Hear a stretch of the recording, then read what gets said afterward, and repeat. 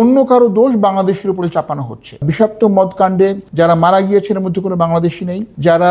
আহত হয়ে বা অসুস্থ হসপিটালে আছেন তার মধ্যে কোনো বাংলাদেশি নেই, এবং এই বিষয়ে যে 67 জনকে গ্রেপ্তার করা হয়েছে তার মধ্যে কোনো বাংলাদেশি নেই। আপনারা জানেন যে কুয়েতের বিভিন্ন গণমাধ্যমে প্রকাশিত হয়েছে যে গত 13 তারিখে বেশ কিছু প্রবাসী যারা কুয়েতে কর্মরত আছেন তারা মদ খেয়ে তারা বিভিন্ন হসপিটালে অ্যাডমিট হয়েছেন। এর মধ্যে 23 জন বা তার চাইতে বেশি নিহত হয়েছেন, অনেকে অসুস্থ হয়ে হসপিটালে আছেন, তাদের কিডনি ডায়ালাইসিস লাগছে। তো 13 তারিখে খবরটা পাওয়ার সাথে সাথেই আমরা আমাদের দূতাবাস থেকে আমাদের যে দূতাবাসের প্রতিনিধি তাকে আমরা পাঠাই সংশ্লিষ্ট হসপিটালে খোঁজ নেওয়ার জন্য এর মধ্যে কোনো বাংলাদেশি আছেন কিনা, এবং যারা মারা গেছেন তাদের মৃতদেহ যেখানে রাখা ছিল আপনার দাজিজ মর্গ, সেখানে আমরা আমাদের প্রতিনিধি পাঠাই, সংশ্লিষ্ট পুলিশ স্টেশনে আমাদের প্রতিনিধি পাঠাই এবং খোঁজ নিয়ে এর সাথে কোনো বাংলাদেশি জড়িত কিনা, এবং আমরা জানতে পারি যে এর সাথে কোনো বাংলাদেশি জড়িত নেই। কিন্তু আমরা একটু অবাকই হই, গত 16 তারিখ রাতে আমরা দেখতে পাই যে কোনো একটি পত্রিকার, কুয়েতি পত্রিকার ইংরেজি ভার্সন সেটা অনলাইনে ভার্সনে আপনারা দেখাচ্ছে যে এই বিষাক্ত মদ যে কাণ্ড যেটা হয়েছে এখানে তার মূল হোতা একজন বাংলাদেশি চক্রের নেতা, বা যে নামটা এখানে বলা হচ্ছে সে হচ্ছে গিয়ে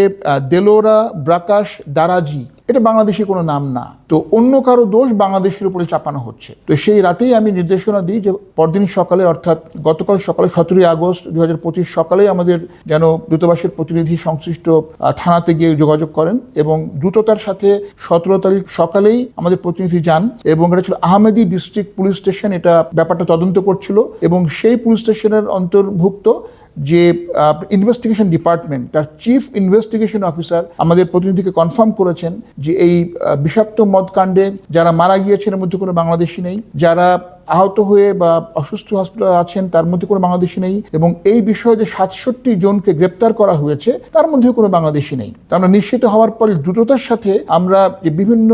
কুয়েতি পত্রিকায় যে বাংলাদেশিকে ইমপ্লিকেট করে যে তথ্য বের হয়েছে যে এই চক্রের মূল নেতা হচ্ছে বাংলাদেশি, তার তীব্র প্রতিবাদ জানিয়ে আমরা প্রতিবাদ লিপি পাঠিয়েছি, এবং এই 17 তারিখ অর্থাৎ গতকাল রাতেই কোনো পত্রিকা আমাদের রিজয়েন্ডার ছেপেছে এবং তারা দুঃখ প্রকাশ করেছে ভুল তথ্য দেওয়ার জন্য, এবং আমরা কুয়েতি পররাষ্ট্র মন্ত্রণালয়ে আমাদের রিজয়েন্ডারও কপি দিয়েছি যাতে এখানকার সংশ্লিষ্ট মন্ত্রণালয়ে জানানো হয় যে এভাবে